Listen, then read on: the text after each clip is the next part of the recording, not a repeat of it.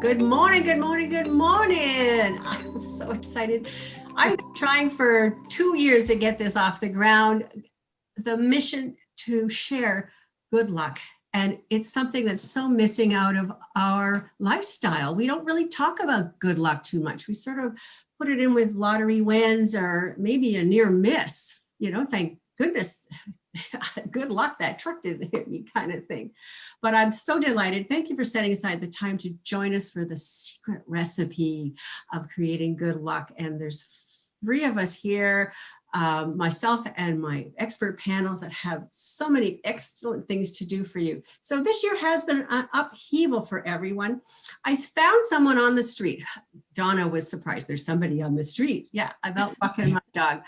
And on a dirt road, and there was somebody to talk to. It was exciting. And he was mentioning he thought it was kind of like the Twilight Zone out there. Ooh. And we had a good laugh and a chuckle, but I thought I'd share this with you because, well, have you been to the bank lately? Everybody's got a mask and there's all these people lined up 3 feet apart waiting to get into rob the bank. And it's just something we've never heard of in our whole lifetime as well. And then you get to the grocery store and you forget your mask and you go back to the car and we're all doing this. I'm losing grocery lists and everything, but you get to the grocery and everybody thinks you're contaminated. They back or they point where the aisle is to. This has new stuff for all of us and it's stressful. Change happens all the time. And the seasons change, we grow, our kids grow. We're all in this together. We want to share these things. We're all living with personal restrictions and we really like to have a takeaway today. Sorry, my earplugs acting up. Is a sense of control, a little bit of confidence to push through this crisis and come out the other side. And my real goal for you today is together we can push this 2020 out the door with a positive note and look forward to the next year and what's ahead. So I really want to do this for you.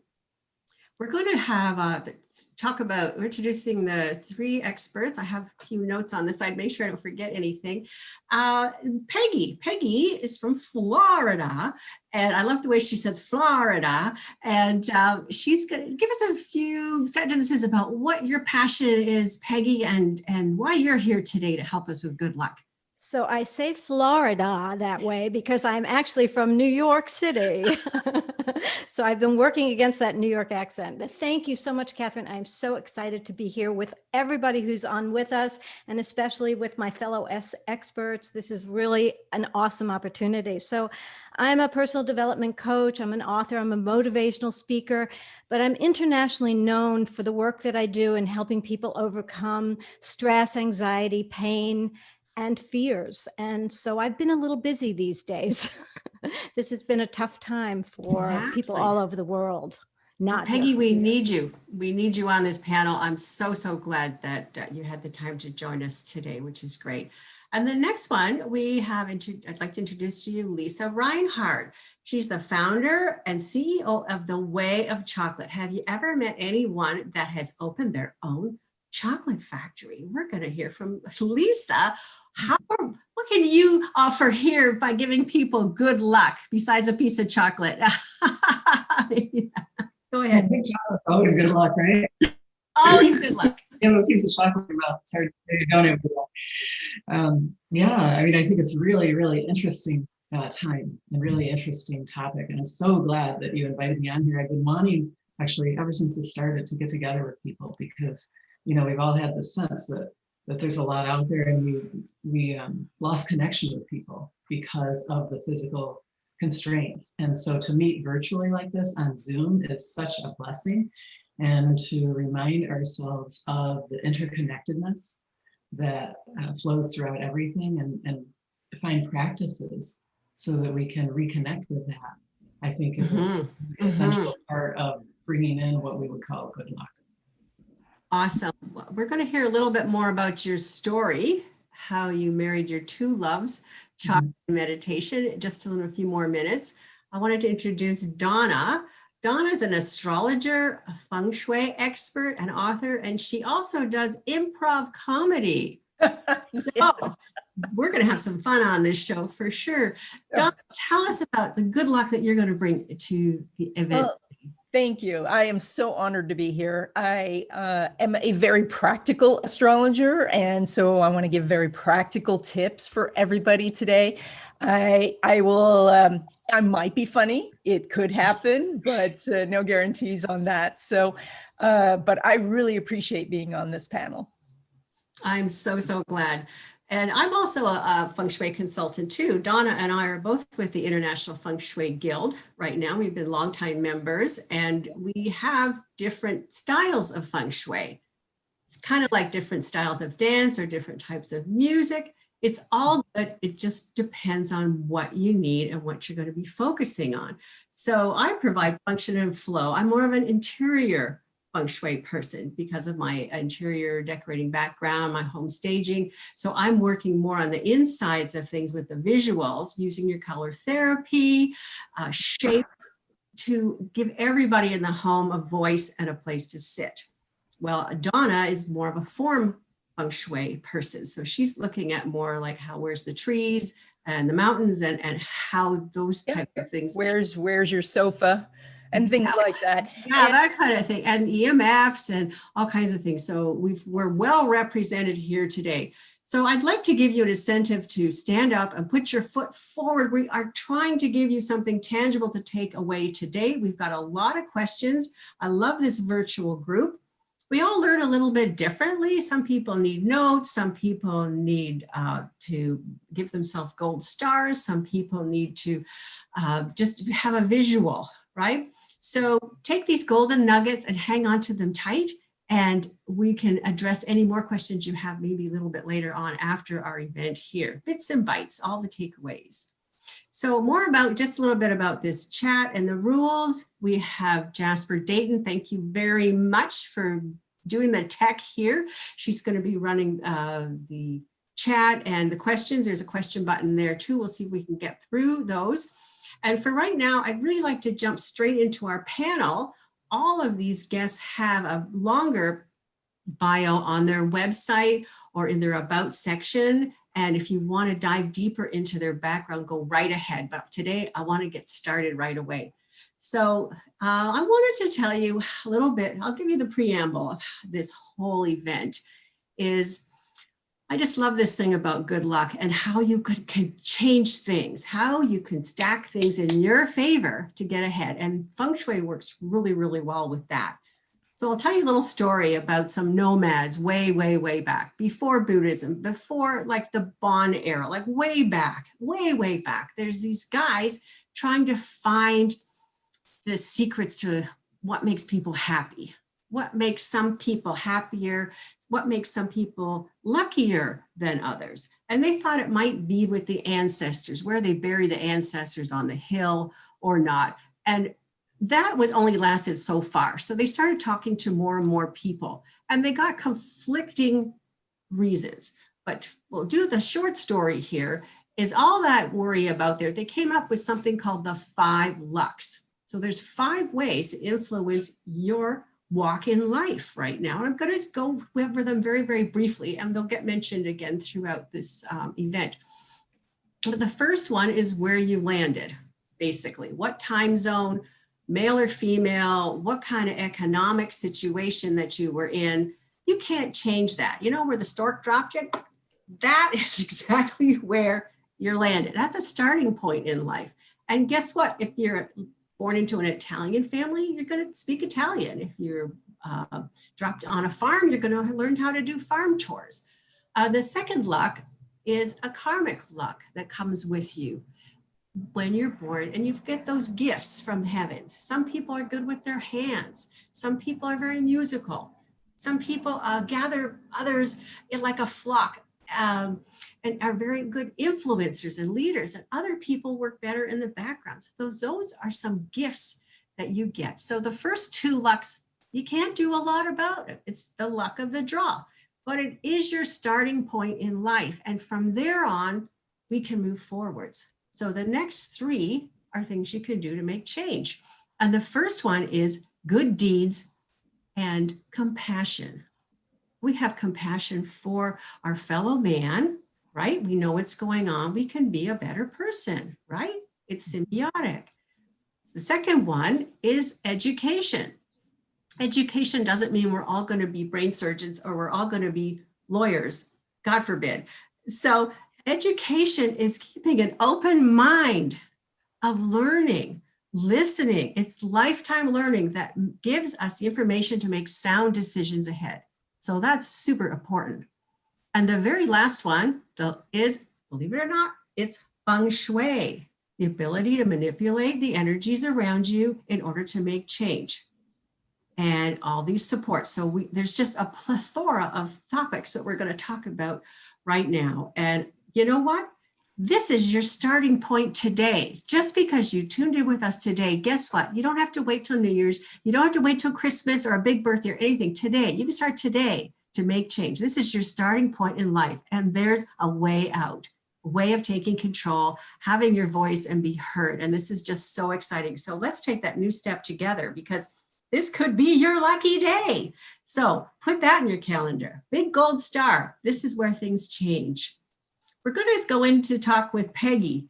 And the very first question I have is about passion and good deeds, Peggy. Wow. It's so easy. It doesn't cost anything to be nice to somebody or do a good deed. Why is it so difficult for the world? Most people have really trouble with this particular first deed. You know, I think there's two reasons, major reasons. One is fear. Right now, people are so fearful and upset about things that are going on in their life that they're very inwardly focused in not a constructive way. So it's tough to look outside themselves and be kind to someone else when they feel so distraught inside themselves.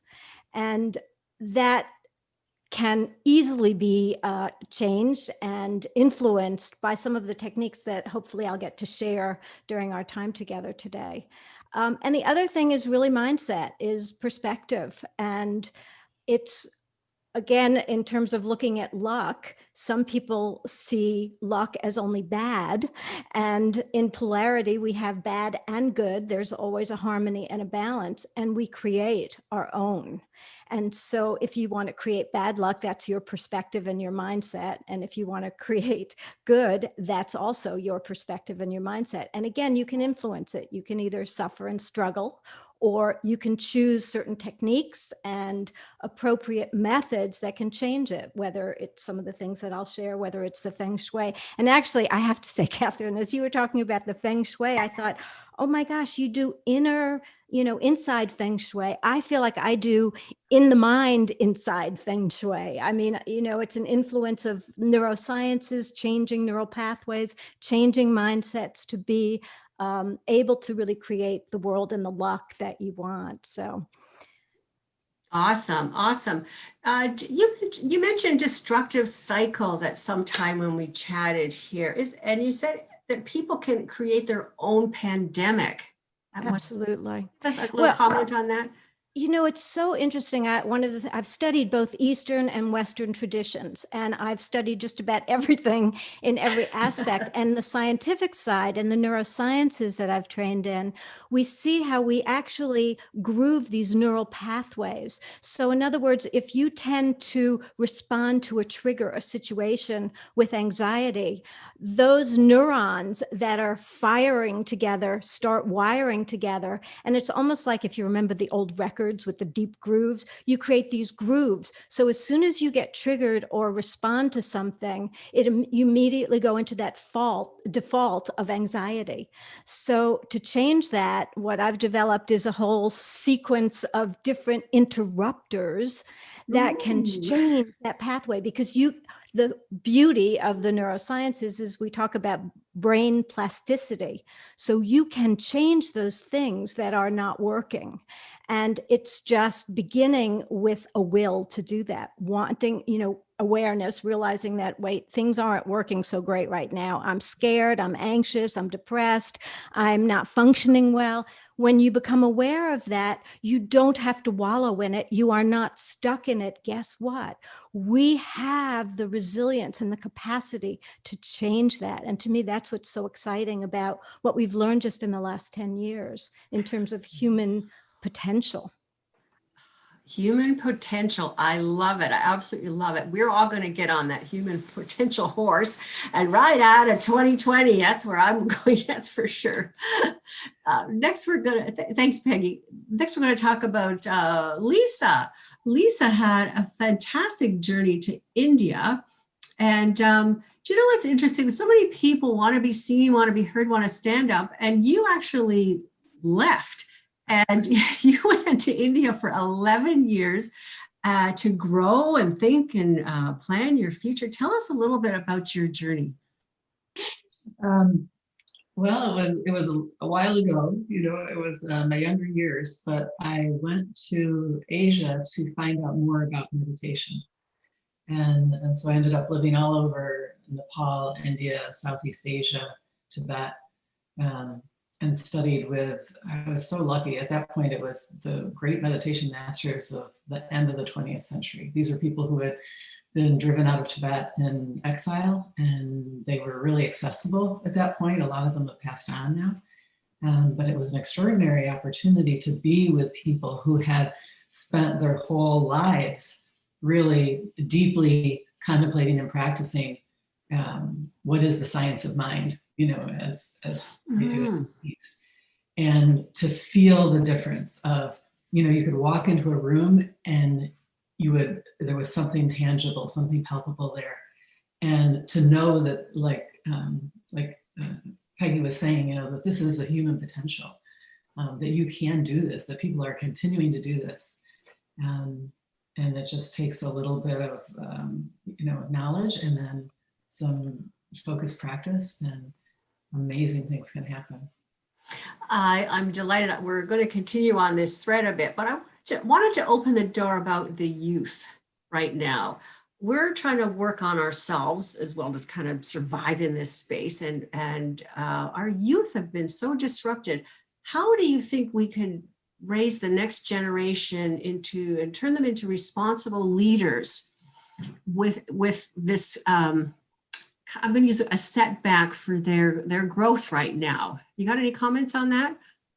That's a really, really important question. And like I mentioned earlier, I think a lot of the negative effects of what's going on now are because of perceived disconnection. And so if we can go within and actually examine how do we exist in this world and recognize that there is interdependence and interconnectedness, and learn some ways to tap into that and actually experience that, I think that'll overcome. Like right now, it's because we're physically disconnected. People have forgotten that there are other ways to be connected. And those are really, really powerful. And that can be the thing that, turns the situation so that we can take a negative and really make it positive. Yeah, Peggy, what do you? I just want to echo that because I think it is such an important point. And a key thing to really keep in mind from my perspective is that, again, it's how you look at things. And I think there are extraordinary opportunities. I think this has been a huge pause for all of us to stop all of the activities, all of the things that really were not serving us. We were so caught up. We were moving so fast through our lives. We were making just knee-jerk choices because we didn't really have time to ponder and consider and take a moment. And I am seeing great ingenuity, great creativity, great innovation. And I think that's what we're going to see amongst our youth. I'm already seeing it. I'm actually doing a podcast with my nephew who's in his 30s, and it's amazing just to perceive how they are approaching this world that we feel, oh my gosh, it's crashed and burned. But you know what? Out of the remnants of the fires that seem so destructive come new growth. And that's, to me, what this is all about, what we're all going through. No, I want to comment on this because both Peggy and Lisa have brought up something that's really important. Remember when we used to travel and we used to be in a brand new environment? And so it's so interesting to me that first of all, the pandemic has created this whole new set of circumstances, which made us all aware of every single change. But also, as we make changes in the home, we create that awareness of, now this chair is in a new place. Now this picture's in a new place. And it's just like getting out of the old habits and the old groove. And that's one of the reasons that Feng Shui is so effective, because it is about changing things on the outside. So we recognize there's a need for change in the inside. Wow. It's also the energetic balance of that. We are energy and we are existing in these cosmic energies. We need to interact in a way that creates a better flow. And I also believe what's happening right now, as Greg Braden says, we're in this super cycle of a convergence of all of these different elements. So it's a huge leap into change. And many people have difficulty adapting to change. If we can step back and trust and let go. I teach a lot of meditation as well, and just pause and take stock, feel yourself, your own energy, turn inward, even for just a minute or 5 minutes. And if we have time, I'd love to share just a simple technique that people can do just to stop the stress in a moment. Yeah, I think we can fit that in towards the end of that. Perfect. Too. I'm glad this question got answered by everyone. And I have a 2 cents to throw in there as well too. I just had a blog early this month called Bless the Mess. And it was not just about cleaning things up, but being grateful for everything we have, no matter how much it is and how we're going to handle it. Bless the mess. But one of the things was in there was talking about chores for the kids. And there's a lot of people that are overwhelmed. There's too much to do, in a sense, that you can make things into games to help clean up, make your bed, move this. And by making them aware that somebody does have to clean the dishes and somebody does have to vacuum or make the beds and things, that's teaching responsibility, that might help a little bit with this caring and compassion of how the world works best if it's taken care of. And so that was an interesting point that I wanted to move on. And also recognizing how much change you've already done. We've already adapted so much. So congratulate yourself for all the changes you've done and recognize you have the ability to adjust, to adapt. Okay, we're only getting started. So just hang in there here. There's just so much to talk about here. There's a question for Donna. You dove into Chinese astrology with all the little animals. And how does that work with bringing little gold nuggets in for people that are looking for good luck? Well, we need to recognize that the energy does change. And so currently we're in the year of the rat. And so we have spent a lot of time in our little homes. And when we see an opportunity, we scurry out and grab whatever we need and we scurry back. But next year, we're going to go into the year of the ox. And an ox is about strapping on the yoke and getting the job done. And this is about going back to simpler times, about looking at what's important and just plowing ahead, working in teams to get done what you need to get done. So this next year is going to be about rebuilding. Oh, interesting. Really interesting. So let's say I'm a dog, and how do I figure out how I relate to this ox year coming up? Yeah, this is the wonderful thing about Chinese astrology, because we know what a dog does. A dog tries to herd. And here are the cows and the ox out in the field. And so you're going to be thinking, well, how can I get 3 people together and make a panel and things like that? And so when you look at your Chinese animal sign, how would a snake, interact with the ox? Well, the snake says, oh, here comes the herd of ox. I better get out of the way, but I'm going to observe, and so each animal, you just think of what that animal would do around an ox, and you instantly know how to handle the energy. Oh, I love that. I love that for sure. So we've got a lot of questions here. We're going to get back to the Chinese astrology a little bit, but we sent out a little survey to find out who's going to be on the call and what your issues are so we can address them. And interesting enough, we've got a lot of people in their 50s and 60s. They had some choices at the drop-down menus, and a lot of it was about planning and motivation. I'm not getting anything done on my to-do list, and I'm a little out of sorts. So we've got Sheena from Newfoundland that to talk about that, not being seen or heard. We have a couple of people, Annette, who's raising a 15-year-old boy by herself on a 200-acre farm. And we have another lady, where's the one that has a 5-year-old granddaughter, same things, in her 60s, looking after her granddaughter full time. Now, I think that they're taking on way too much. That to-do list is endless, endless, endless. Who wants to take this question? I'd be Peggy. happy to. Yeah. I mean, part of it is just what you said, taking on too much. And that often comes from people having attachments to an outcome. So we hold on to things, especially when we go through these mega kind of changes. It's really tough to let go of things. But to Donna's point, and that was a really important point, is to step back and really look at what is important. Where are your priorities? Again, I feel this time has intensified that opportunity for people to take stock. Who's important in my life? Who do I want to spend time with? What's important for me to be doing that fills my soul, that motivates me, that makes me feel passionate? And I think it's really important to tune into that, as well as in neurolinguistic programming, we talk about chunking.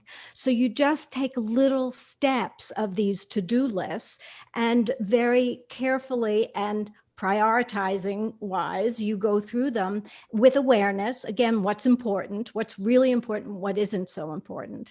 And can I tell a quick story? Because I actually had my own experience this summer. I was working on a series called Mindfulness Moments from the Paradise Coast, a video series. And I was attached to getting them all completed by a certain date. And I was climbing boulders to video this beautiful snowy white egret. And I was barefooted, and I got so caught up in the videoing that when I turned to step down, I fell, and I was protecting the camera. I broke my left arm and had to have surgery, which I've never had in my life. Well, that puts a kink in your giddy up. Let me tell you, I was like stopped short. And so sometimes when you are forced to stop short, you really start looking at things differently and prioritizing. And on my bucket list, I'm so excited about this actually. For my whole life, I've wanted to write a novel. I write lots of books to help people with stress and anxiety, but I've always wanted to write a novel. And so while I was healing from my surgery 10 weeks ago, I just finished my first draft, and it's called Awakening, and I'm hoping it'll be out in December. I'm so excited. And it's a lot of my work through this journey of this middle-aged woman, which is a lot of what our listeners are kind of going through. So again, I made my own good luck out of terrible bad luck. You know, I fell, but I learned from it, and I grew from it, and I produced something that I'm so proud of and excited about. And being able to share that with others is just a joy. That's great. And just thinking about boundaries. Boundaries go in there too. Donna, do you want to talk about boundaries, setting boundaries for our group here? Well, actually, if I can, I just wanted to tag on to what Peggy was talking about, which remember that 95% of procrastination is for one of two reasons. One, either the task is too hard, or two, the task is too boring. And so you have to find something to make the boring tasks interesting. And for the tasks that are too hard, I actually want to highlight Lisa here, because it's the small things. If you can bring something down to the tiniest little action. And so Lisa probably knows, you know, she's the expert on finding that joy in that moment. So. Oh, that's awesome. Yeah, that's a great lead in. And I wanted to throw in a third one that I think sometimes I'm the master of, and that's, I call it divine procrastination. And I found that there are certain things on my list that I'm not doing.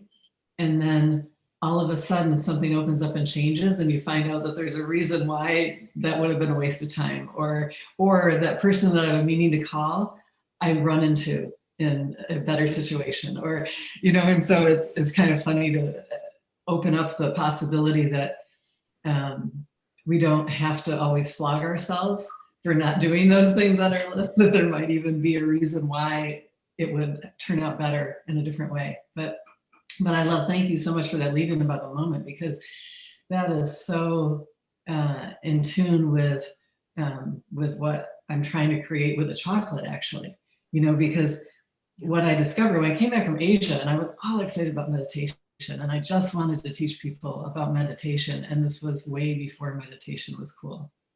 And people were not interested. And I bring it up and they'd be like, oh no, that thing with the breath, I don't want to do that. It's too hard, I can't.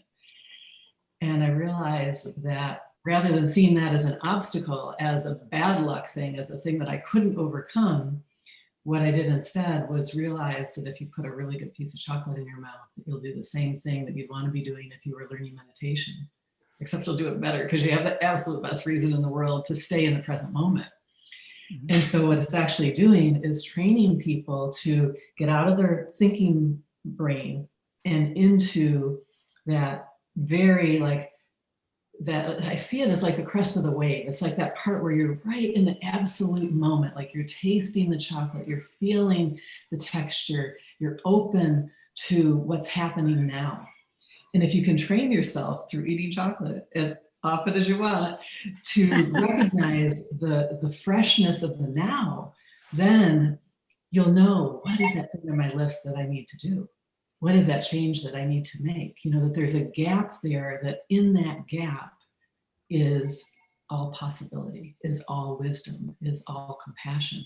And you can access that through training yourself to, create just a little bit of spaciousness, just a little bit of, like having the awareness on the present moment is the way that we don't miss opportunities, so that we can take advantage of that fabulous insight or that serendipitous meeting, or even knowing what on that list is the best thing for me to be doing.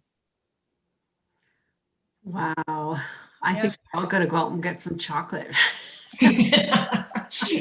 But yours are special chocolates, right? Yours specials. Your little ones, I've even got some here to show people there. She's wrapped them all in little beautiful little foils, and they all have a little message on them. This one says radiance, and this one says pure, and we've got peace and love, and they're just a real treat. And permission, right? Lisa's giving us permission to eat chocolate, one a day, and she's even boxed them in groups of 30, so you got one for enough for a month. That's awesome, Lisa. Yeah. Sure. Kathryn, I love to point out something you had said the other day to us, which is about the importance of delegating. Can you talk more about that? Because that was very interesting. Well, delegation is a skill.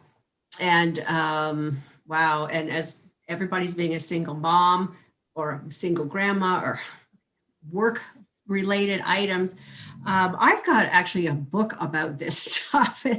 I've done the 5 elements with Feng Shui, and even though these 5 elements are they're from the earth properties. So you've got fire and water and earth and metal and wood life, and they all coexisted for thousands and thousands of years without getting into trouble. And the thing was, why can't we all learn to get along? Well, sometimes there's a fire and then it gets corrected, and sometimes there's a flood and it gets corrected, and sometimes there's an earthquake and it gets corrected. And like, this is just, I'm starting to foam here. I just love this stuff. And what they did with the 5 elements is they put them into different personalities, right? So the fire people are the drama queens, right? The earth people are the recyclers and the huggers and the save the world kind of stuff. And the the extreme in the water, they're more complacent. They're just kind of hanging there observing until it's their time to come in and sweep things clean. And so I've actually written about these things. And so the whole point about delegating is wearing the right hat. So let's say you need to plan a picnic. You got to figure out who to give the right jobs to, right? Okay. The wood person, the action person who comes up with this idea, like I'm wood, can you tell? I facilitated this, facilitated. The wood people get all the great ideas. And so the wood person goes to the earth person and says, well, you know everybody's email list and your mailing list and your contacts. You're the one, the keeper of the stuff, right? The earth people. Can you invite everybody to the picnic? She says, sure, I'll do that. And then she goes to the metal person who says, I need a facility. Can you book a facility for us? And I need this and this to go with the facilitator. And the metal guy says, how much is it going to cost? Right? So Right. that works that stuff out. And then you've got two left, the fire and water. You see how these three already get together? Fire and water are on opposite ends of the cycle. So the drama person, the fire person goes, oh, I'll bring the music. I'll bring the balloons. I'll supply all the entertainment, right? Because that's what they're good at. And you know what? These water people, they just sit back and they might not even show up. Right? Because they've already had those experiences and just, I don't need this.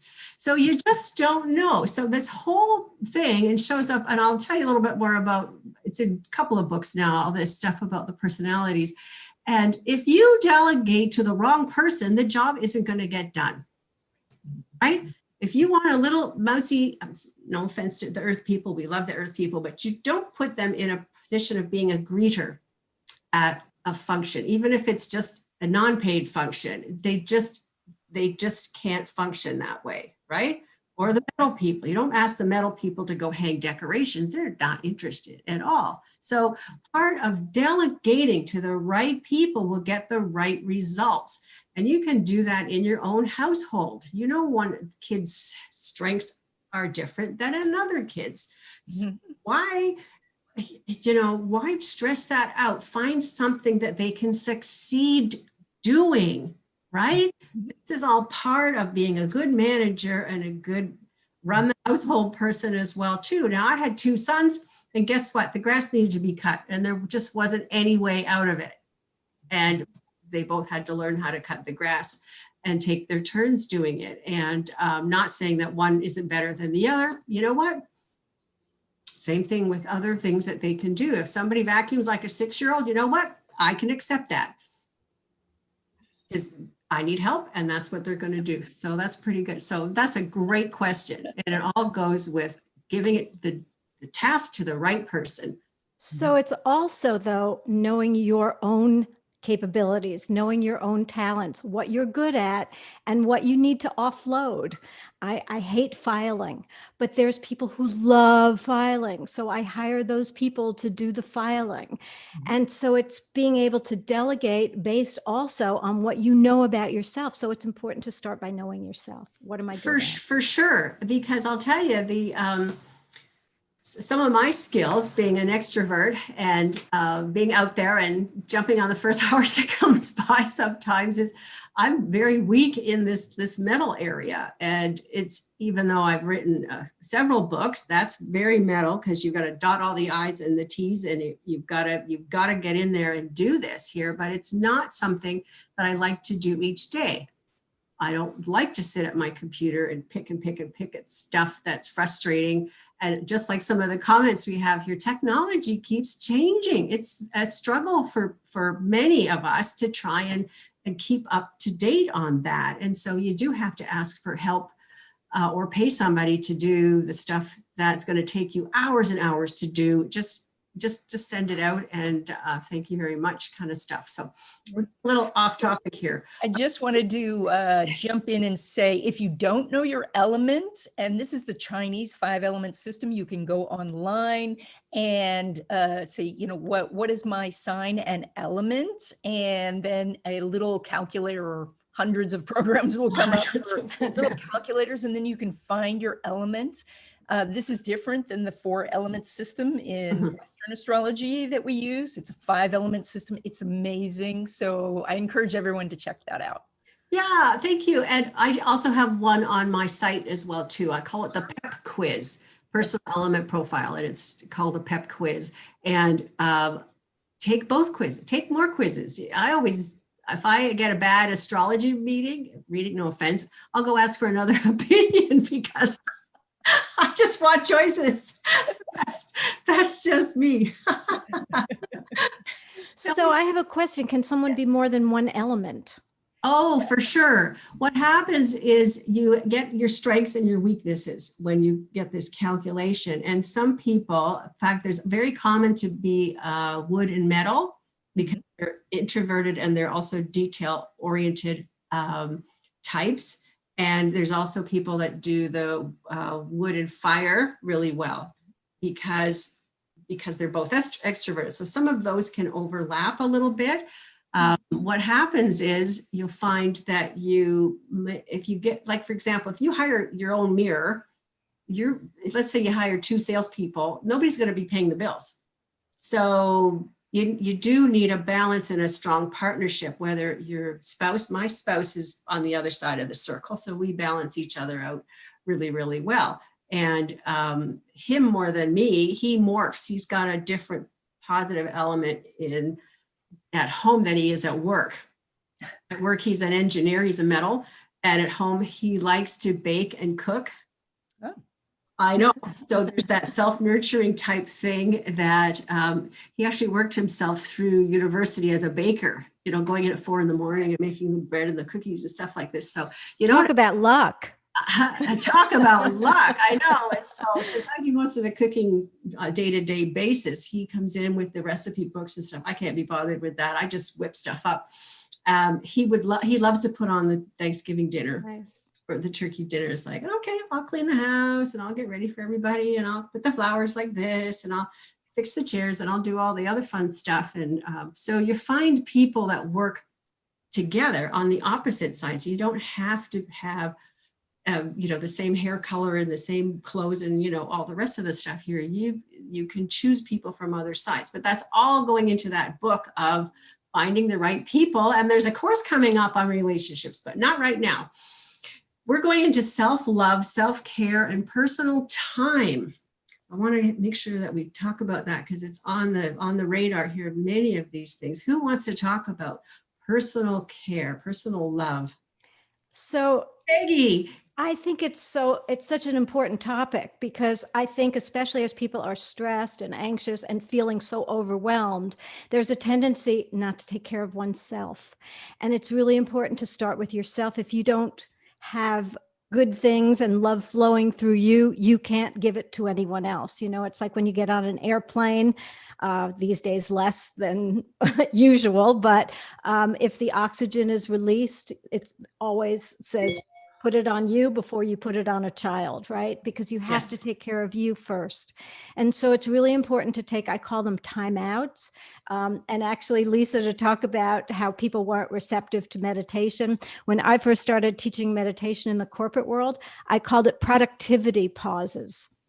And they were in.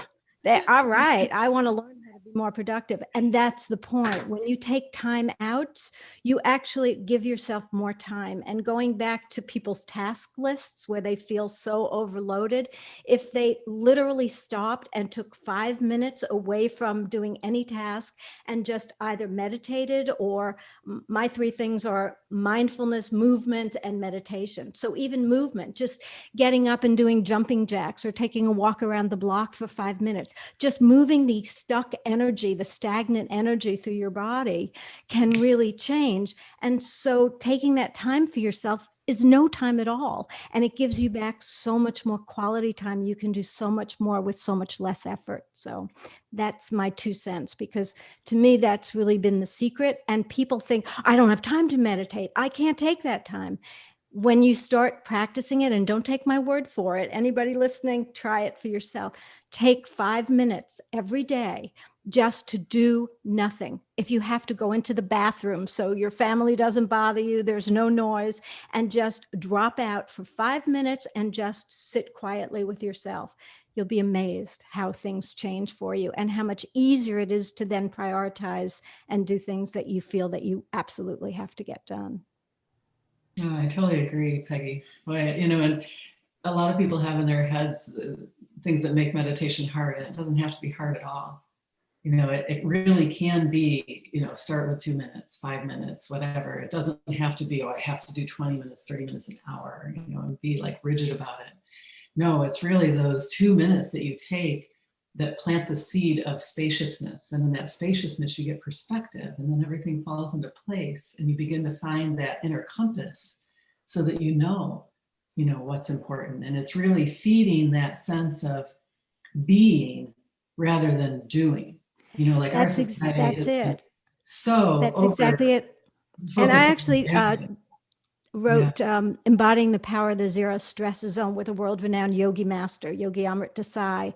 And in it, we included a quantum breath meditation, and his recommendation, do it 20 minutes every morning, 20 minutes every night at certain times, and prepare for it. And I found in my own practice with my own clients, nobody had the time to do that. They couldn't discipline themselves to do it. And when I started studying neurosciences, I discovered that if you just take a 1-minute break every 90 minutes, that is enough to interrupt these bad habits, these depleting patterns, the waste of energies. Even if you just stand up and stretch or yawn, that is enough to just signal your nervous system to calm down. So now you can be more productive. It's simple. It's our biology. And we haven't paid attention to that. We've been so busy trying to get so much done. So stop, take a minute. Wow.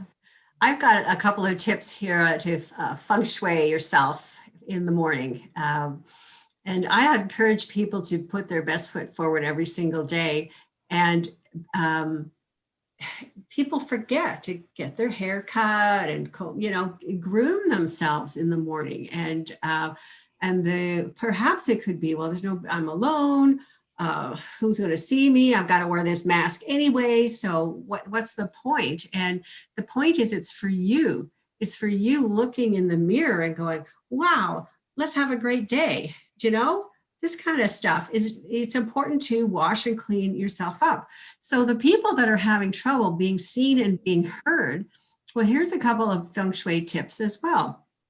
Being heard, put some lipstick on. If you don't like lipstick, put some lip gloss on, because it outlines the lips. Now, I don't have bright red lipstick on, but now that I'm going like all one color here, I need something to stand out and shape my mouth. And when you do that, make sure you get that little Cupid's bow in there as well, too. That's very, very auspicious. When you get into face reading, this piece of between your nose and your mouth is very auspicious for wealth. And so we can talk about that maybe another time. But having a voice is something as simple as just accenting your mouth, keeping those things together, but also your eyes to be seen, right? If your hair's in your eyes or your glasses are dirty or, whatever it is, if you can't see, then people can't see you. And so make sure you've got don't overpluck your eyebrows, because you really need those to accentuate your eyes. And if you don't want to wear eye makeup, that's fine. But leave the room for your eyes to get out there and focus and take it all in, and people will see you and hear you. Donna's dying to jump in here. Yes, I am. So when you want to be seen and heard, there's two audiences. We're talking about either the outside world or the people at home, your kids and all of that. So the first thing is, when it's the outside world, it's stop counting the numbers. You may not get to know who is listening or who you're influencing. And that's okay. Remember, you only need 1,000 true fans to be the most successful person imaginable. Oh. So So yes, it's a very famous blog post out there. You can Google it, 1,000 True Fans. It's life-changing.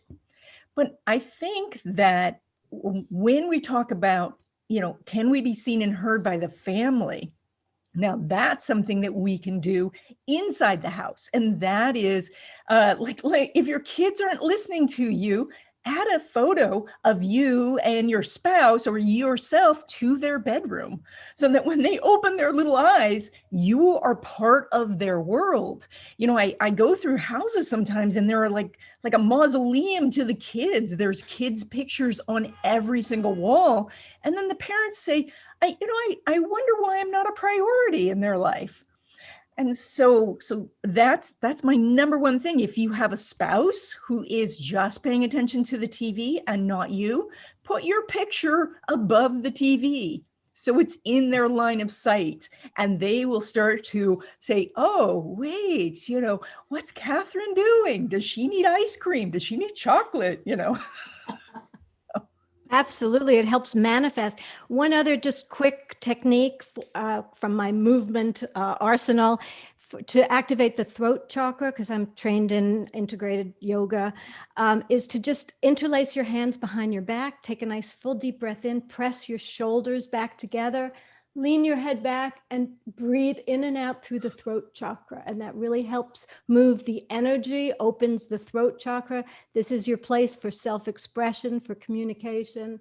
So if you did that every day, just a couple of minutes, it would make a difference in how you communicate. It'll open up those channels. Wow, we've got a lot of gold nuggets here. I hope everybody's taking some notes. I want to get into some diet and health early on here, and I'm going to move that over to Donna. She has an amazing program, Feng Shui in the Kitchen, that can talk a little bit about eating a little bit smaller and maybe losing some of this COVID weight that we've put on. So Donna, well, and this ties into something that, of course, that Lisa is so passionate about. And so, she's combined the chocolate with the meditation, this drop of chocolate. And this is so important for us, where we start to be mindful when we're eating. And that is, prepare the food that you want to eat, and then shut off the distractions and notice the taste, notice the temperature and the feel in your mouth.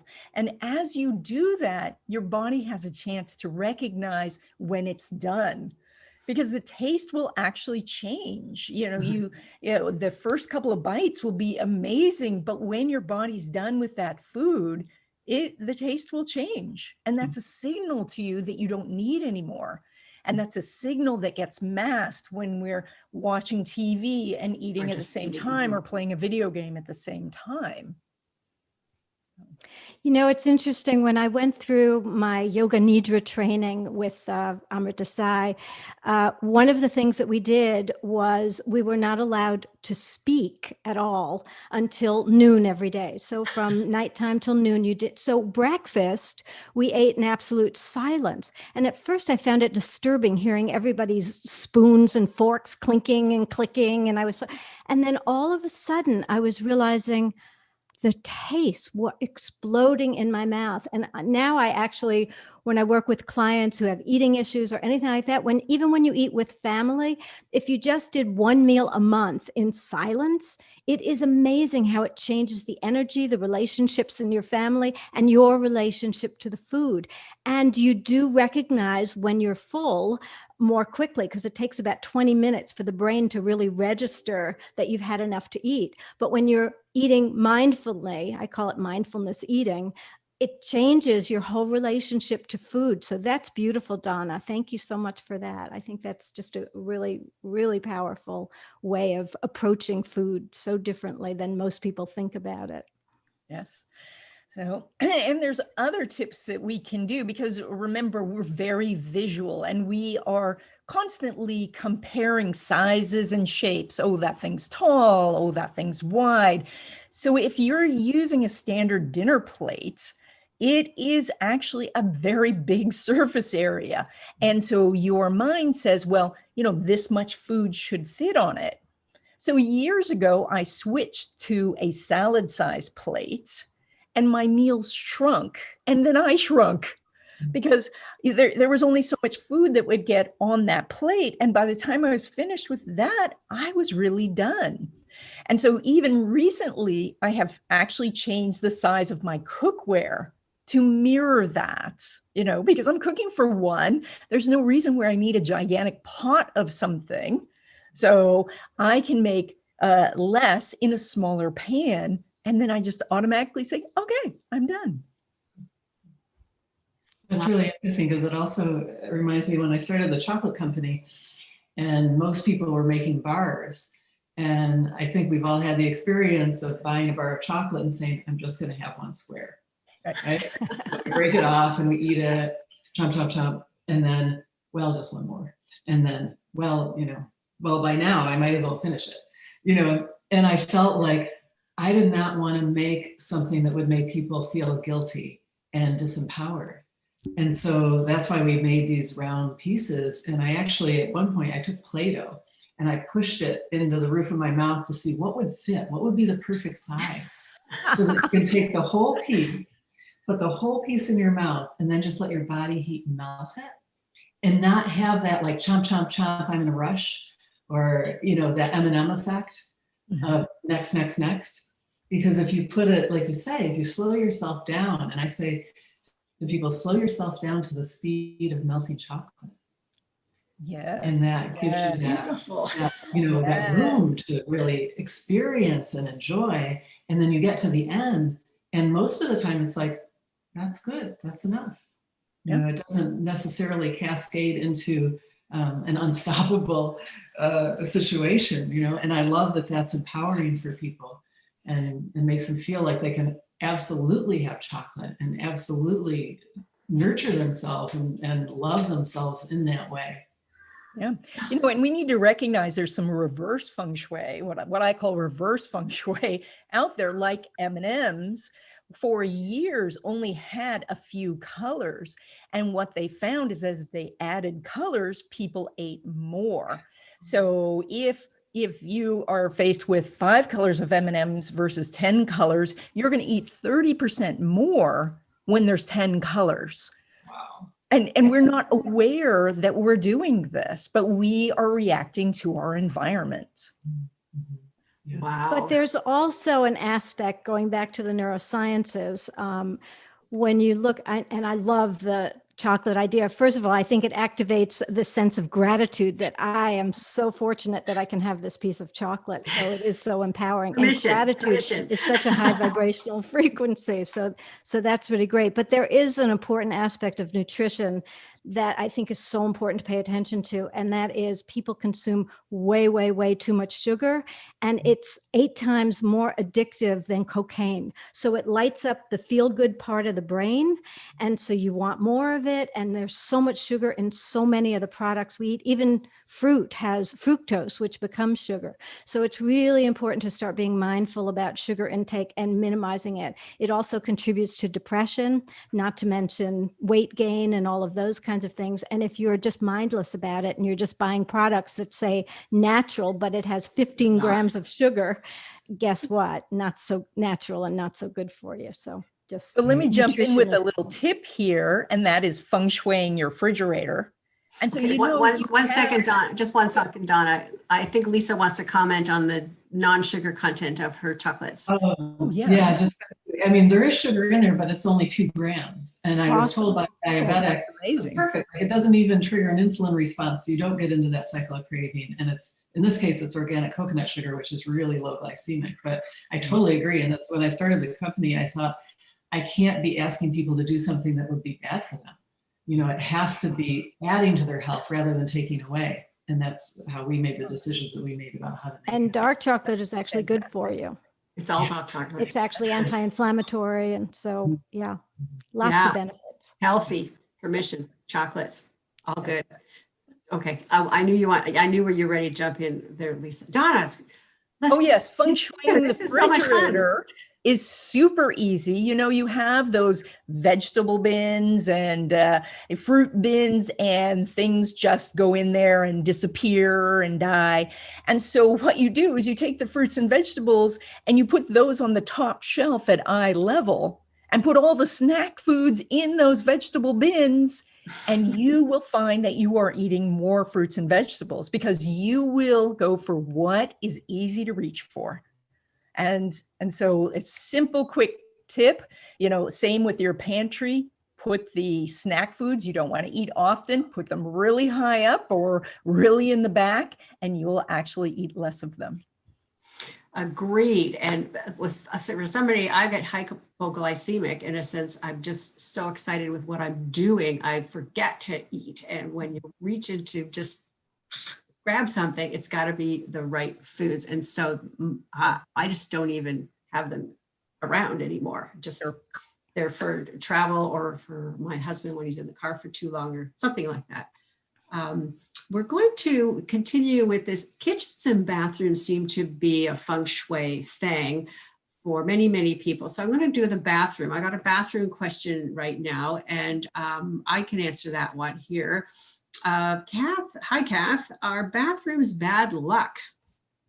I heard they're bad luck, especially when they're in the middle of the house. So what do I do about this bad luck? So this gal, Denise, she wrote this about 3 times she did bad luck, and these things in our home. So I wanted to just address that, to reframe this a little bit, and the purpose of the bathroom itself. Like years and years ago, they were considered dirty and not allowed in the house. In fact, some cultures even put them still out back or over the hill, or even attach it to the back of the house, which is another kind of bad feng shui, but that's besides the point. But our modern day society, the bathroom is for self-care and self-grooming and washing and looking lotions and looking and brushing our teeth and looking after ourselves. And the bathroom really has had a bad rap.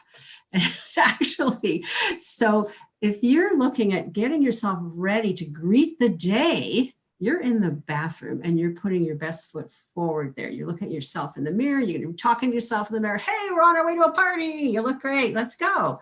And it shouldn't get that bad rap. Now, obviously, there's 2 things going on.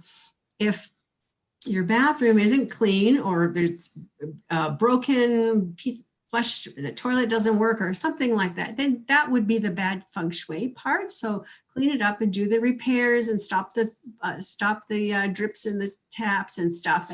And that's part of it. But the other part of it is it's a balance of things. And same thing, we were talking about the 5 elements there too. If it's in the middle of the house, yes, that's the heart zone. And yeah, having a flush in the heart zone isn't always the best, but you're not going to rearrange your whole house for this. Easy corrections, just take all the 5 elements and balance that. And surprisingly enough, the bathroom is easy because it's already got water in it, right? Got the plumbing. It's already got metal in it for the pipes and the taps and the mirrors, right? It's already got fire in it because it's got lights, right? The earth is also, that's 4 so far, earth in the granite counters or ceramics or flooring. Okay, so really it's a life force. The green for the wood, you can put a plant in there. You can bring in all the colors if you want, soaps in the dishes, a little bowl. You can put some people put a candy in there. I buy these fake orchids, these fake silk orchids. They don't take up a lot of room and they just provide such a life force, powder room or a regular bathroom. They're so easy to make good feng shui. I really wouldn't sweat over it. Completely agree. Completely agree. So now we've done kitchens and bathrooms. So that's a good one. But what we've got here, with those 5 elements, I'm going to just for a second talk about the book that I've got out, Savvy. What's it called again? Success Secrets for Savvy Managers. And it's because it's going with our next topic of being entrepreneurial here. There's a lot of people on our list. I'm going to try and read them all out here that are trying to work out of their home. And part of this 5-element thing, part of the delegation, the book is for savvy managers, but it doesn't mean that you have to be a manager, own a company. Your management of your own space as well. And you'll get a free copy of that when you get the replay, because I want everybody to have that. We've got a gal here. She's retired, but she's got, hi, Linda.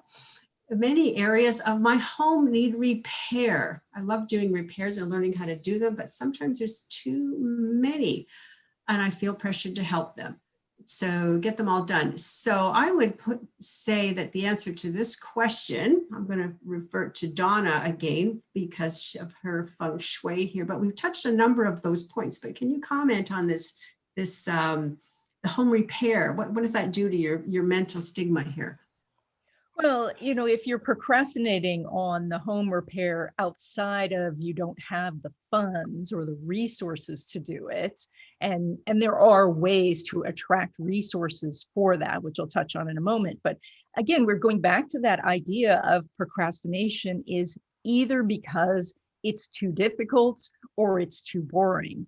And oftentimes with repair, it just feels overwhelming because we haven't broken it down into the small steps. And so it can be, just saying, all right, I have no idea how to do this. So I'm just going to go on YouTube and watch a couple of videos on how to do this. And that would be a step that we could check off the list. So when it comes to attracting resources, now this is a whole big Feng Shui thing, attracting money and attracting people to help. The whole principle is if we shift our environment to remind ourselves to be looking for opportunities to make money, opportunities to get help, what we're doing is we are actually wiring our brain to see the opportunities. That's how Feng Shui works. So when we do things like, place a lucky money cat or place a stack of coins on a windowsill, what we're doing is we did a physical action for a spiritual reason. And our brain says, beep, beep, beep, beep, where is the opportunity? And that's why it works. So that's my twofold answer. Break it down into very small steps, but also set up some things to attract the means to get this done. Some helpers. Yes. Helpers in Feng Shui could be crystals, it could be the gold coins, it could be exactly right. Color therapy, and all a little bit different. So your Feng Shui consultation should include what's going to work for you. And that actually goes back to finding your personal element. If you're an earth person, you have other needs than if you're a metal person. And so I can help you out about that. And you can go into the International Feng Shui Guild and look for someone near you as well too. Yeah. Well, and Peggy would talk, if you could talk a little about like overcoming some things maybe through tapping or other modalities, because I know you have like a treasure trove of different things you can do. Absolutely. There's so many different ways to manage those sort of obstacles. And one actually that I think most women have difficulty with is asking for help. There's probably a resource right in your neighborhood or even in your home of someone who is talented in those ways of being able to fix things and do things. And we fail to ask because it's hard to receive. Quick story. When I first met my life partner, now Patrick, we are both really generous givers. We just want to do so much for one another. And one day I looked at him and I said, Patrick, one of us has to learn to receive. And he looked at me straight faced and said, well, it's going to have to be you. So I think it's, again, being aware of what you can do and what you can't do. And sometimes it's not about finances. It's just know-how. I don't know how to fix that. But somebody who loves to do that is right around the corner. And so it's also about just dealing with the stress that you're going through of facing this, because now it's becoming overwhelming. So you can calm that stress through some of the techniques we've talked about before, just the meditation or even the throat stretch, can just kind of give you a feeling of calmness, to regroup, to reset, so you can look at the series of problems differently. Emotional freedom technique, EFT, of course, is a tapping technique that helps you rewire things that aren't working right. It's a little long to go through here, but it's very helpful. You can actually YouTube it. There's lots of options on YouTube. I also have a book called Escape from Anxiety, Supercharge Your Life with Powerful Strategies from A to Z. I have over 100 strategies in that book of how to interrupt those patterns of stress and anxiety. And one of the things I'm giving away is one of the chapters with 10 different approaches to that. So everyone on this webinar will get that. Perfect. Perfect. I'm going to step in here. I do have more questions here. We've got, we're on a high alert here, a walkie-talkie here. Question for Peggy. Have you read Pam Grout's book, A Course in Miracles Experiment? Well, I've read A Course in Miracles, Law of Attraction. Again, it's all about energy and creating what you want. So if you, and this is a real self-destructive thing that a lot of people do, where they don't feel like they deserve to have certain things, or that they're not worthy. And so, you know, you want a bigger house, but you don't feel like you deserve it. And it's not going to be in your realm of possibilities if you don't believe it. So it's with Law of Attraction, with Course in Miracles, you create your own miracles. And so much of it is involved right here. But it's also about integration, because when we just function cerebrally in our brains, our thoughts like take over and they control us. The ego just goes away with us, and we're in this lack mode and we're not motivated and we get depressed. So it's really important to change that, to integrate mind and body, to take those timeouts to really create that integrated state of being, and what I call the zero stress zone, because that's that place where you really function. I actually work with athletes, teaching how to get into the zone, and this is the way. It's quieting the thoughts, look, we can't stop the thoughts. We have over 2,000 thoughts every hour. Can you imagine? But what happens is people start just reacting to the thoughts instead of developing a place of being just mindful and harmonious with the thoughts. John Kabat-Zinn, who was really the creator of mindfulness, says, you know, to be in the presence, you really have to just pay attention on purpose, but allow the thoughts to just come and go. Don't let them, oh my gosh, I have to do that. Oh my gosh, I forgot that. So again, if you just take these small timeouts to just regroup and reset, you can be much more effective, and it's more effortless. You don't have to struggle with it. It just, it becomes a miracle. Awesome. That's just great. You're just a wealth of knowledge here. Like everybody, we're coming in, we're starting our second hour, and we've still got some stuff. We've got a couple questions that come in here. Question for Donna. My bathroom's in the Fame area. The drain for my shower is also in the Wealth area. If I hung a crystal on the arm of a shower head to assist the energy, could that be thought of as hanging over my head? Oh, that's an interesting question. I thought so. So the reason that we use cut glass crystals in Feng Shui is to dissipate or break up the energy, because when light travels through it, it breaks into a rainbow. So that is a very good cure for this situation. Of course, we wouldn't want, yes, that's exactly right. Now, we wouldn't want it hanging so low that every time you got in the shower, you bumped your head on it, because that would not be good Feng Shui. But by placing the crystal, yes, you could help kind of break up that flow so that the money's not just draining away. But another thing you could do is to place an empty bowl in the bathroom itself to catch some of the money, because some money has to go out. It goes out for rent or food or things like that. We just don't want all of it to go out. And so if there's room in the bathroom, place an empty decorative bowl to catch some of the money. But not in the bathtub.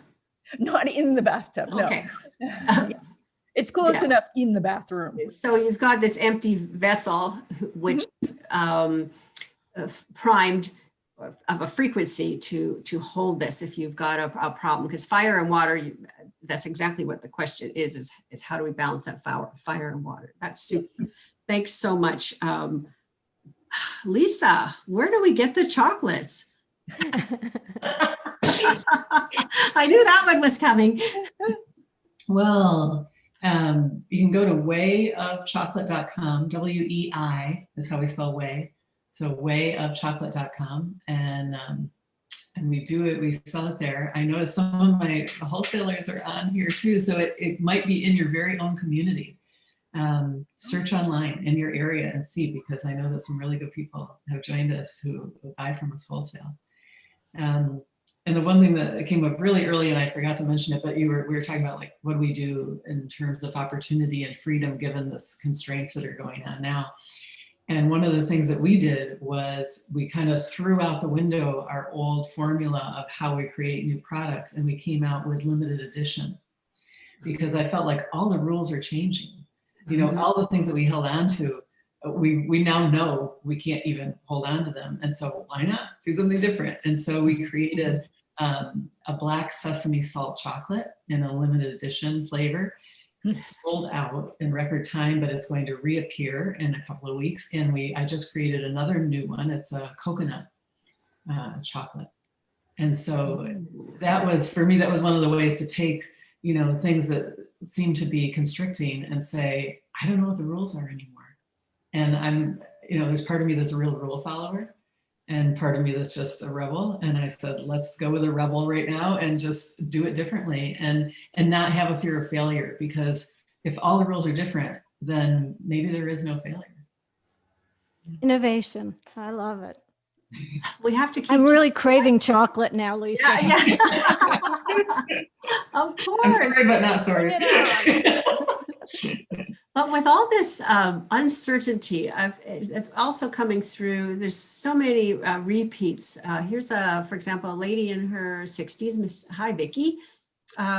She needs a plan for motivation. I think that there's that fear thing in there about trying to make a decision for the next year, the next 5 years, 10 years. How do you plan into the future? I mean, even myself trying to figure out what classes I'm going to offer and whether or not they all have to be online or can I book at the community center or whatever, is like this is fear of moving forwards. That's a thread coming in here. Who wants to talk about that? You know, it's funny because I work with a lot of my clients are in that age bracket, and a lot of them are kind of redefining what they want to do. And they're paralyzed because they feel like, gee, I'm older. I don't have time to figure this out.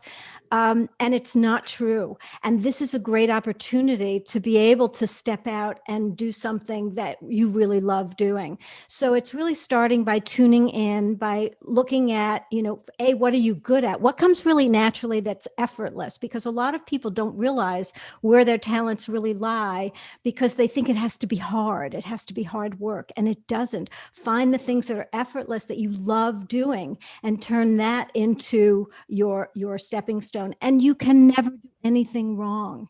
You know, so many people get paralyzed because what if it's the wrong decision? Nothing is the wrong decision. As you mentioned early on, Kathryn, as the 5 elements, we're lifelong learners. We're all a work in progress. Mm-hmm. And it's really about learning. So take a step, doesn't feel right. Okay, take another step. It's always an ongoing process. And for me, I like to plant that seed of concept that life is an adventure. Life is play. We take it too seriously. Have fun with it and explore and let yourself make a mistake. There's an old Japanese motto that says, fall down 7 times, get up 8 times. You can't fail. Just keep getting up, keep trying, keep doing it. And you'll keep discovering new things. And that's when you learn. And that's the adventure. Mm-hmm. Awesome. Lisa, can you add to that? Oh yeah, no, that totally resonates. And it's funny because I think I kind of talked about that before, like, well, we can't do this, let's do that, you know, and finding the freedom. And I think it is a big question for people, like this fear of failure and recognizing that, wow, we don't have to beat ourselves up about that, you know, and so much of that can come out of having a regular meditation practice, having that space where we can feel into things, having that priority on self-care and self-acceptance and self-love, and lightening up, a little bit, and allowing ourselves to try new things, and recognizing that when the whole world's changing, nobody's looking at you saying, you ought to be doing this, or this ought to be this way. And in business, it took me way too long to figure out that my path to success was not going to look like anybody else's. No matter how many books I read, seminars I went to, people I studied, case study, it never is going to look like anybody else's. And you can define it for yourself, especially now, right? We're at home working, whatever we're doing. It's like, design a life that you love, that works for you. It doesn't have to be 40 hours a week. It doesn't have to be like you said, 1,000 customers. Wow. That can carry your whole life, and slowly get there. And let go of the shoulds. Oh, I should be doing this. Oh my gosh, I'm 61. I should be set up. And no, let yourself be who you are. Oscar Wilde said, be yourself, everyone else is taken. So stand up and be yourself, and enjoy it, explore it, and you'll actually discover more aspects of yourself. We are far more expansive than we realize, because we put blinders on and we pigeonhole ourselves. When we open up to infinite possibilities, it's remarkable what happens. That's also the Course in Miracles, and miracles unfold, and we create our good luck. You touched on this earlier when you said it's the job of middle life. And I really, I think before you get to middle age, you think, oh, I'll have it all sorted out. I'll have it all figured out. And then you get there and you say, oh my God, this is the time when I actually get to examine everything and explore everything and redefine everything. And it's a period of tremendous growth, I think, really liberating in that way. Yes, I agree. The number one question I get as an astrologer is what I'm doing now going to work? And it's like, you're getting in the car, New York is your destination, and you're saying, am I really going to get there? But on the way, there's going to be so many opportunities and places you can turn off and all of that. So this is about taking the steps and adjusting along the way, because the universe may guide you in a different way. So I just want to point out, though, that most of the things in our lives right now, the television, the phone, and all that, are designed to distract us. And so if, from a Feng Shui standpoint, if I walk into your house and the first thing I see is a giant TV, that is very compelling. So if you find you're not getting things done, find a way to cover that up, way to hide the remote. If I am procrastinating on something, I will shut off my phone and put it in another room. So, because with that quiet and that silence for a moment, then I will say, you know what I really want to do? I really want to write. I really want to talk to my clients. I really want to go do the things that I'm called to do. So, and I think that would work for you too. I agree wholeheartedly. It's not about the destination. It's truly about the journey. And that's what I was talking about earlier. When we get attached to an outcome, we're focused on a destination and we miss life on the way to that. Enjoy every step along the way and really be present with what is, be mindful, and really be engaged in what you're doing. And there are just so many opportunities. So, yeah. Awesome. I just want to make a note here where we're taking questions. If you want to put them into the Q&A chat part, not the chat part, because that's moving a little bit quickly here. It would be lovely to stay on a little bit longer and answer some more questions. But something came to niggle me while you were talking a few minutes ago. It was just a little proverb from one of the Feng Shui masters who talks about problem solving. And sometimes you just have to reframe what's going on. And it goes like this.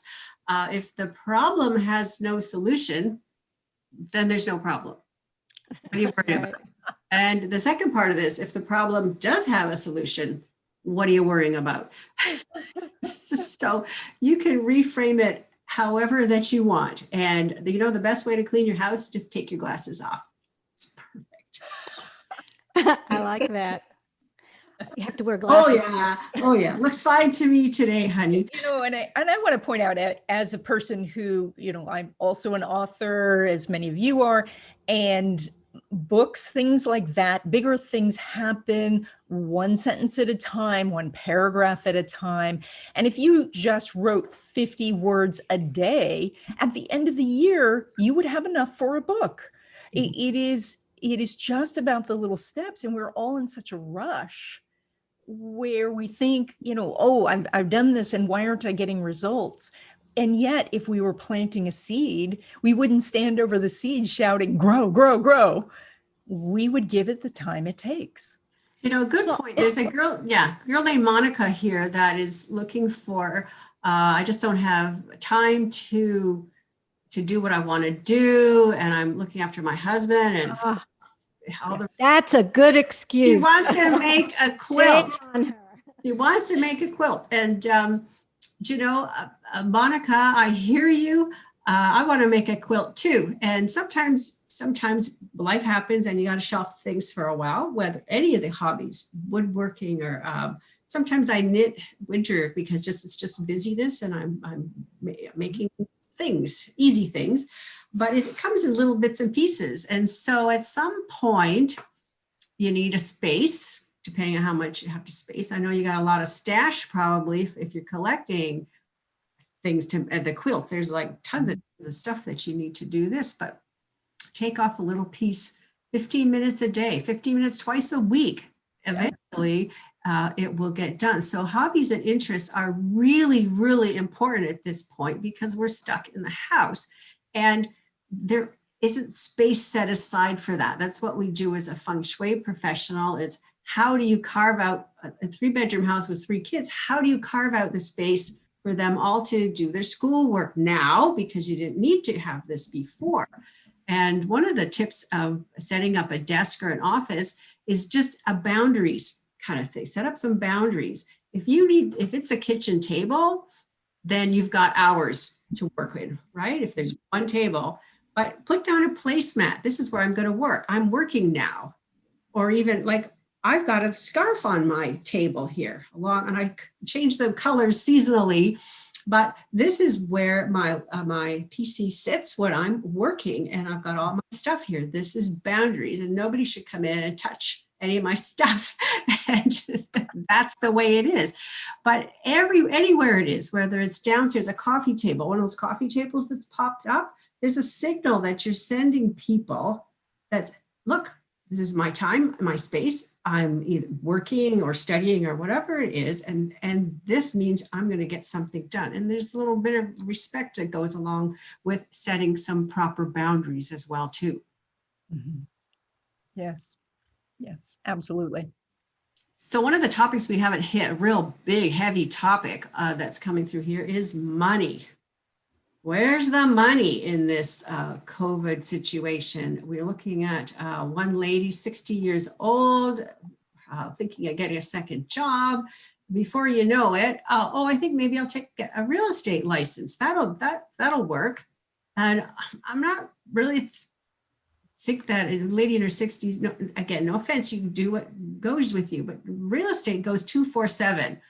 And I actually considered this, way back. And I went, I don't want to work 24/7, or not really work, but be on call for 24/7. Any comments about maybe second jobs in our early retirement years? Well, there's so many opportunities now because of the internet that you can go on YouTube and just put in different, what are 10 great side businesses? One of the things that I do on the side is a company called Take Lessons, where I tutor in astrology and I tutor in improv. Mm-hmm. And it doesn't cost anything to do a listing. And then, occasionally I will get a student in. And so something like that. Well, what are your skills that you could teach? There are so many. I think that the mindset has to change, that there are now more opportunities for all of us for making money. There is more money in the world right now. And so as we change our mindset, then that money, the vibration causes us to see the money opportunities. I hear you. And I think for our lady here, I've lost her name in the scroll here. that to find herself, define what kind of hours you want to work, what kind of environment you want to work. Do you know, Walmart greeters are, for Well, people. even before that, though, People. it's looking at what gives you pleasure. Again, going back to, like, as a life coach, I work with a lot of people to find their purpose. When you find your purpose, you never work a day in your life and the money comes to Exactly. you. Exactly. We've got a question here. It sounds like it's a tie between Lisa and Donna. Here, Michelle writes in, I don't like the taste of chocolate. I find the taste unpleasant. So does that mean something? I am a Libra rat. Great question. I've given chocolate to a lot of people, and I do run into people who say, I just don't like chocolate. And, there's no arguing with personal taste. And so I also run into people who said that, and when I give them a piece of our chocolate, they never said that again. Real chocolate, real chocolate. So it could be a question of finding, either a quality or a brand that works for you. But if it's, everybody's different. You can There's still caffeine in chocolate, right? Is that very little actually? It's Very actually it's theobromine, which doesn't give you the jitters like caffeine does, but it makes your mind clearer typically. In a piece of chocolate like this, there's as much caffeine as 2 cups of decaf. decaf? So it's like, if decaf doesn't bother you, this chocolate won't bother you. Great answer. But yeah, I mean, personally, I would try our chocolate. Okay. I'd almost sworn off chocolate before I started the company because I didn't like the way it made me feel when I ate other kind of ordinary grocery store stuff. Also, your whole relationship with it, if you're using it as the meditation tool, is going to be so different. And if you feel better quieting your mind and just being in that meditation, you're going to love the chocolate because it's going to be your cue. It's going to be your so signal. good. It's so good. Donna, what does a Libra rat have to do with liking chocolate or not liking chocolate? Well, it is actually more of a physiological and less astrological reason. But, I think that the deeper question is, does this mean something? Is this a symbol of something? And I think that shows great wisdom that she's saying, oh, well, what about this thing that is so popular that I'm not really resonating with? And so this could be that we need to expand this idea in her life to say, what else do you want to do differently than others? Where are you afraid to be unique and have your unique voice out there? And so to me, I would say, especially now, now we pull in the Libra rat, the Libra who wants to please, and the rat who wants to go achieve. And it's finding this idea of how can you make people happy? And that means you don't have to eat everything that is presented to you. Yeah, you can say, you know what, I'll pass on the chocolate, but I'll have your asparagus, So, and doing that with a smile can say, all right, I'm going to remind myself that I'm unique. And that's what this is telling me. That's the symbol of it. I love that. Okay, so we're coming back. We've got a note from Sheena. Hi, Sheena. I know you're from Newfoundland. I'm so glad that you're here and you stayed on this long. Sheena writes back, I love chocolate and I'm interested in yours. 2 exclamation marks. I'm going to check it out. Are there any wholesalers in my area, Newfoundland? I love dark chocolate. Currently on a mindful, healthier journey, and this today is amazing. I love it. Sheena, this is your lucky day. I told you. I'm so glad. If you like, I can help you find. I can help you find somebody in Canada that'll help you. Okay. Big thanks. So we're running into a touchy subject of spouses and children that are getting in the way of our happiness some days. And you go into the kitchen going, okay, I'm just decompressing. And that little anxious look that doesn't quite have to say, what's for dinner, mom? Or I'm hungry, or what have you got planned? I have nothing planned. I'm a walking zombie right now. Give me 5 minutes to try and figure it out. How are you coping with your lives? Lisa, do you do a lot of cooking at home? I live in a community and we all share. cooking. We have cooking Love nights, that. and it's awesome. Yeah, I'm really, really fortunate. Do you know what? My son lived in Asia for 7 years. He was an entrepreneurial type business, Vietnam, Cambodia, Laos area. And they always had their household set up that this is the cook, this is the lady that does the laundry, this is the one that catches the fish, and this is, they work it so well in a community, and they don't have to have all this skill set like we do in our North American worlds to survive or feel like we're valuable here. I mean, think about our ancestors were making butter, for crying out loud, and cutting the heads off of the chickens for a meal. It took all day. And now we're juggling different things.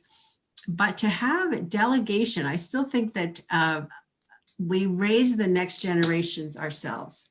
We need help, and we have to teach the kids how to do these things. And when my boys were growing up, they would get so filthy. 12 years old, the oldest one, I'm not doing your laundry anymore. Come here, you're learning how to do this. And then the little one said, oh, when you're 12, you're going to learn to do your laundry too. And it was like, what? You know, some lady's going to thank me for this, no doubt about it. But as they got older and they're doing their own laundry and they're doing their own cooking, they were able to move up. And one of the boys joined the American Army, believe it or not. And one of his first notes back before phones was, Mom, no one here knows about emptying the lint trap in the dryer. All those years of me, make sure you empty that lint trap. Irma Bombeck says it's going to blow up one of these days. This is all taking things down into being responsible and part of the family that we need to clean up. So using that word, the royal we, can often get results rather than it's your turn to do this or you didn't do this. Royal we need to clean up today. There's 3 things. Pick one and then you can go out. But it's not a big thing. We need to remember to buy peanut butter. Remember, we need to, whatever. And so by using this, let's clean up together, or let's do this, you get a nicer vibration at the house as well too. And I use that on my husband a lot, is the we. And he looks at me and goes, is this the royal we, or is this the me? How do you want to read this, honey? and he's on to me. But you know what? We've been together for over 25 years, and so it all works. Yes. Any So comments if about I can jump in. Yeah. This is getting along with everybody in the house comes back to elements, which Kathryn, you were talking about. So my Tai Chi teacher, he's metal, very organized. His 2 kids are both fire, which is creative, and everything explodes. So he puts everything in little bins. Yes. And then an hour later, everything's out of the bins. And fire melts metal. That means that the creativity destroys organization. But that's okay, because that's how creativity happens. And so by finding out more about the elements and the combination of elements that the people in your family are, you can help balance out the energy. Because once he realized, oh, they're fire, they're going to destroy the organization, he went, okay, I can live with that. And it's also really, relationships teach us so much about ourselves. And it's so helpful when you're mindfully aware of how you're communicating rather than blaming or shaming. I mean, it's important to have accountability along the way, but to do it with kindness, to do it with caring. We get, again, so stressed and caught up sometimes in the end result that we forget about how we're behaving along the way. And certainly the adults in the room need to set the good examples. And oftentimes they don't. They're yelling at each other and they're blaming and they're making each other accountable in ways that aren't constructive or productive. So it's also interesting because we really do grow and learn by being in relationships. And my yogi master used to call the conflicts that we would have in relationships perpetual therapeutic irritations. So now when anytime I feel disturbed by anything, I say, oh, that's another one of those perpetual therapeutic irritations, and I'm growing. So it's just another way of looking at it. Wow. Wow. Have you got anything else to add to this, Lisa? Oh, I love that. I think that's really, really helpful.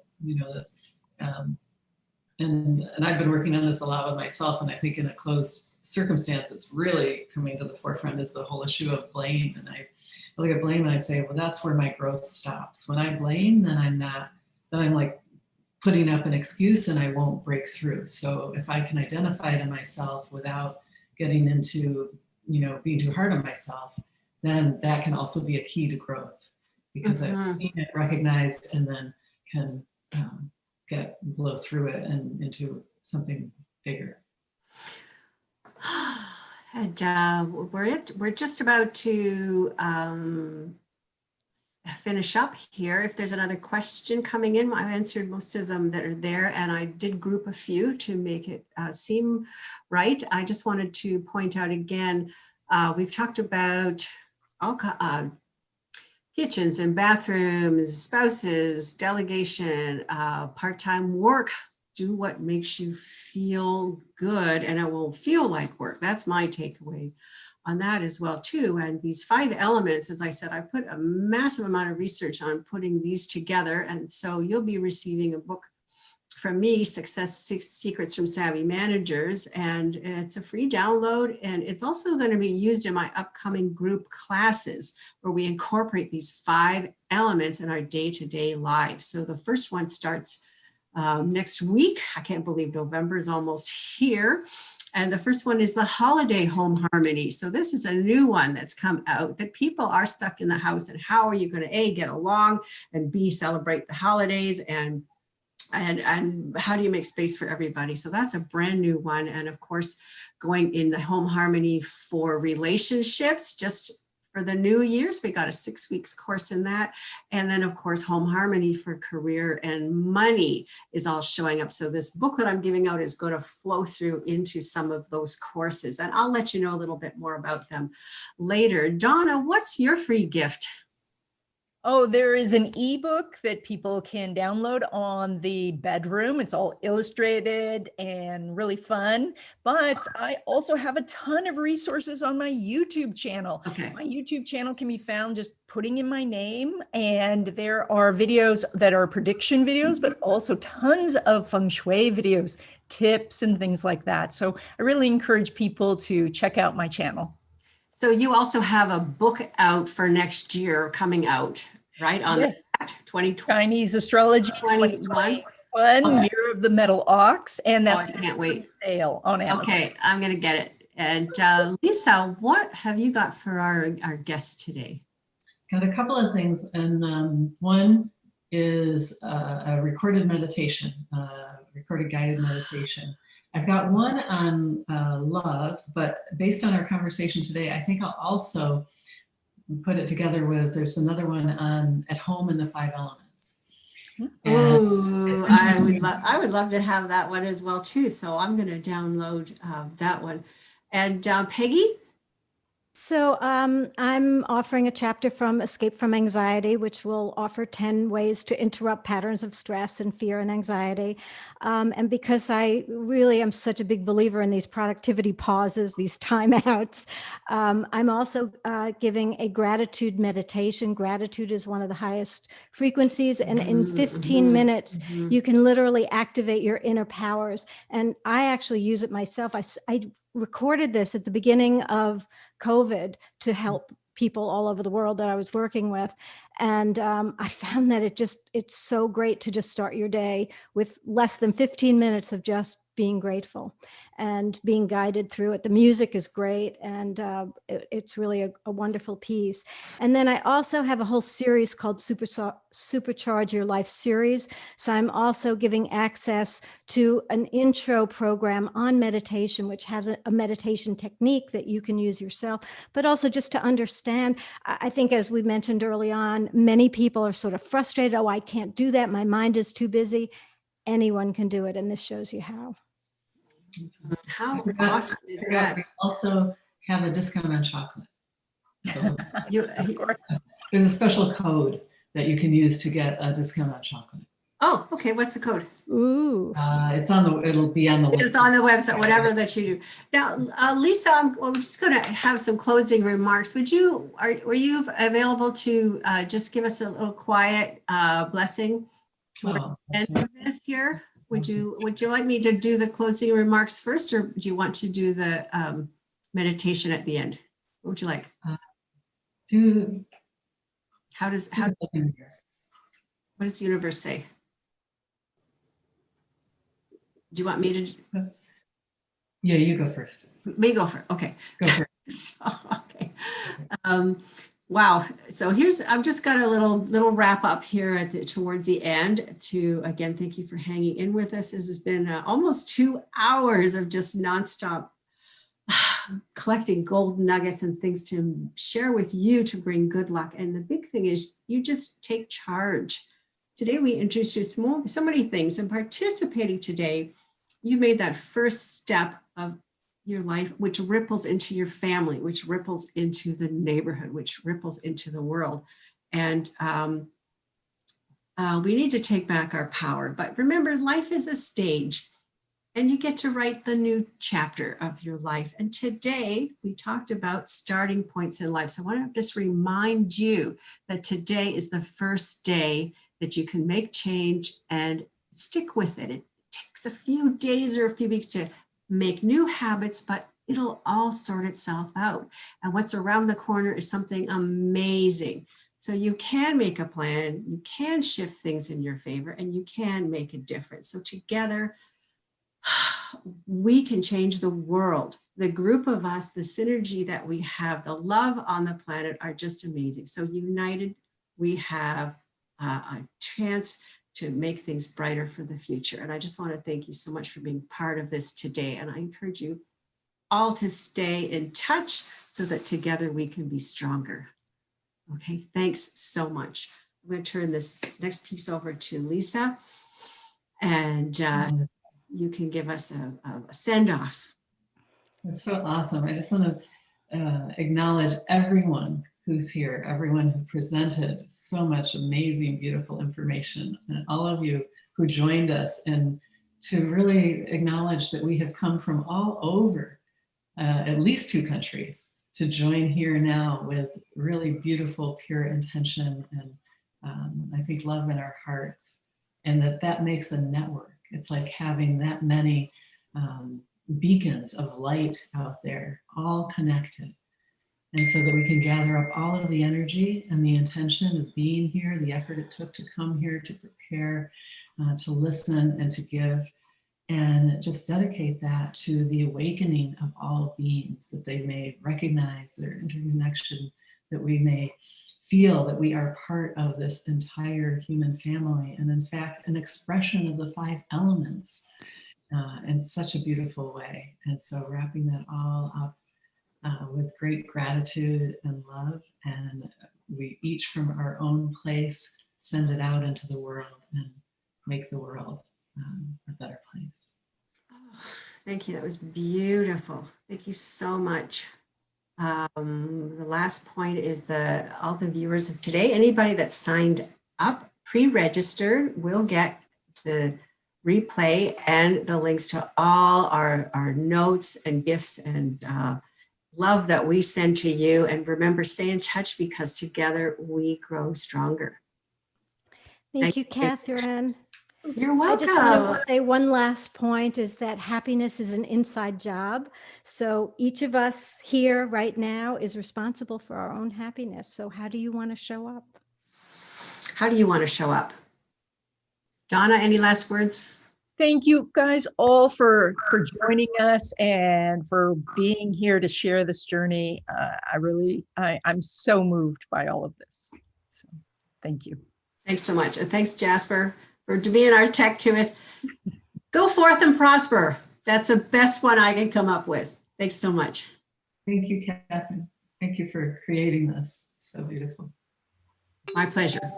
Much my pleasure.